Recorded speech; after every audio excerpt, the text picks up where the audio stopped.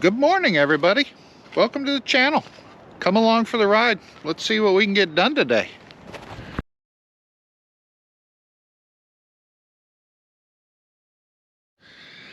I came into the barn yesterday. I came in here to grab a couple things, and as I was walking by this tractor, the big 9410R, I noticed a puddle. See that puddle right there? That kind of concerned me a little bit. So today I'm gonna grab a light, the creeper. I'm gonna crawl under there and see what's leaking. It is hydraulic oil that's leaking, and under this box right here, there is a lot of large hydraulic lines running back to the back of the machine and underneath and everything. It actually, you can see some of the lines here. So what I need to do is figure out what's leaking, why it's leaking, if it's a simple fix, if it's a hose that needs to be replaced, something, because we need to get that addressed sooner than later. Because if it's the hydraulic line that I think it is, it's the main line coming back from the pump down through the machine, which runs all the hydraulics on all the implements that were attached to it. Several years ago, our other pulling horse tractor that we had was a 9300, and that main line that's back in this cluster of blue, in fact, I think it was this line here, blew on our old tractor, and it was seconds. We were running it, we heard a pop, we turned around and looked, the entire back window was covered in hydraulic oil, the back of the machine was covered in hydraulic oil. It was an explosion of oil. So we just reached down, turned the key off, didn't even put it in neutral or park, just shut the key right off, got out, found out it was that main line that blew, and it dumped 26 gallons of oil in seconds on the ground. So this is something that I don't want to relive. So if it's one of the main lines, we need to get it replaced before we start working this tractor and end up in that same situation we were a few years ago. So I'm gonna get a light, get the creeper, and we're gonna crawl under there and see what it is. It's a little muddy down here because you can't really clean the underneath of a tractor without getting nasty. Let me show you what I'm looking at. So the oil leak is obviously this hose right here, which it's got a bunch of crap on it. So, I mean, it is obviously one of the main lines, it looks like. It's going back into the gearbox of the rear axle. So I think what I need to do is get a scraper or something and get the mud and everything scraped off of this so I can actually see where the line is, and I might have to take that cover off up there to figure out what hose it is exactly and kind of go from there. But we'll investigate further. I have determined that as Chief Aquatic Engineer, I have failed at my job, and I will show you why. That huge pile of dirt right there is what I scraped out. So, obviously, I didn't clean this machine as well as I thought I did. The underneath is very hard to get to, and it's hard to get down with a big, power washing wand and get up into some of these cracks and stuff. So I went in there with a scraper and I scraped out all that dirt and mud and everything.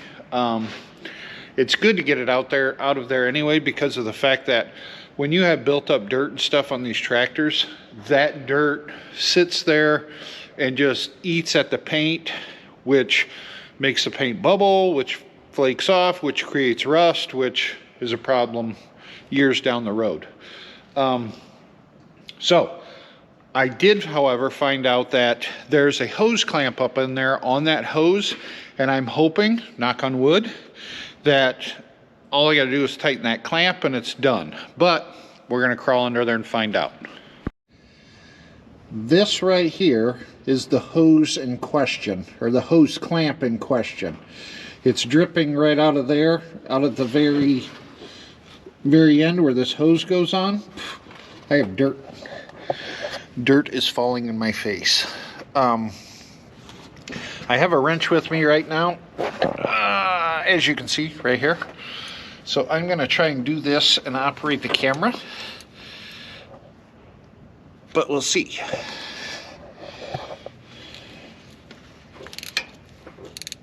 Oh yeah, I'm getting quite a few turns out of that, so that is a loose hose clamp.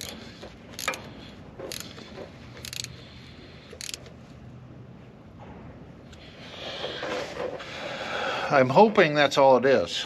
That is a very easy fix if that's the problem, but we will see. I'm hoping that's the only problem. I'm hoping it's fixed. As you can see, I got quite a few turns out of that hose clamp. So hopefully that's all it was. That would be a good thing, because then it literally didn't cost us anything but a little bit of our time. But we will see. Time will tell on that one, and we'll go from there. I do think I'm going to try and crawl under there and scrape some more of the mud off, because there's got to be some more spots that I missed. I might spend some time and do that, I think. I mean, might as well, right? I already got to clean the floor from that mess, so I might as well do what I can and clean some more, because I'm sure there's some up under here more, but we'll find out. I gotta say, I'm glad I decided to do it, because look at this. All of that was tucked up underneath there, and it was around some electrical wires and everything, so I'm glad I got that out of there. When you get mud caked around electrical connections and things like that, the moisture from the mud can wick into those electrical connections and create corrosion and all kinds of havoc like that. So I'm glad it took me about an hour, but I'm glad I took the extra time to get under there with that scraper and scrape out as much as I can. There's probably 100 pounds of dirt that I took out of there. I also ended up getting a few corn stalks out of there, and we haven't grown corn in several years other than for food plots and things like that. So I'm guessing that the corn stalks that were in there were from the previous owner, because we've had this tractor for, I think this is going to be our 3rd year with this tractor. So yeah, they've obviously been in there for at least 3 years, so getting those out of there is a good thing. This is something that I think I'm going to do every fall before I put this thing away, is crawl around under there from now on and scrape some of that mud that's been collected, especially on a muddy year. Really muddy year, mud kind of gets everywhere, to where it gets up in crevices that you can't get with the power washer and things like that. So something to put on the to-do list in the future, that's for sure. It makes me wonder what's up underneath that tractor. So I'm actually thinking this spring, when I do oil changes and everything, I'm going to crawl around under that one and scrape the mud out of that one as well. I do want to show you guys this. I got this, I ordered this last week, I think it was, and it finally came in. Look at that.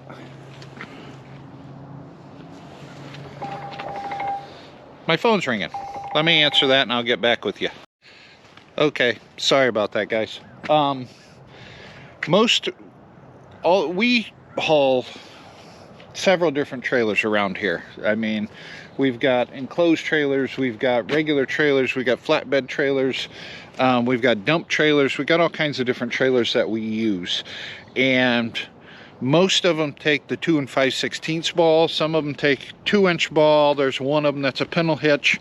And then there's like the wagons that use the hitch pins.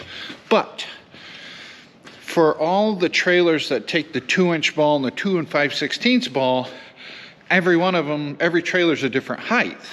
So I have multiple hitch receivers laying around that are different heights with different balls on them and different all kinds of crap.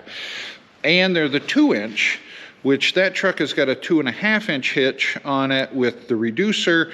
So when you put a receiver in there, there's a lot of slop in there between the actual receiver, the reducer, and the hitch. There's a lot of play and movement in there. So I went with the 2.5-inch hitch. That's a 6-inch drop or a 6-inch raise. Either way, you can flip it over and you just pull the pin and you can raise and lower that ball. So it just, that hitch eliminated a lot of different receivers around here. So that is a plus.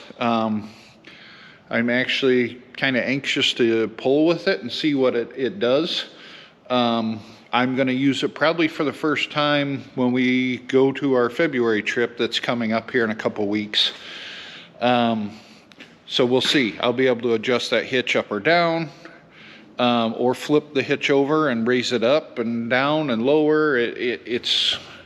I think it's going to be a good hitch. It's solid aluminum. It was not the cheapest thing in the world, but it's rated for 18,500 pounds. So I think it's going to be a decent hitch. Hey guys, before I end this video, I want to remind everybody that this Saturday, January 21st at 9 a.m. is the wreath cleanup for the Veterans Cemetery in Holly, Michigan. It's the Great Lakes National Cemetery.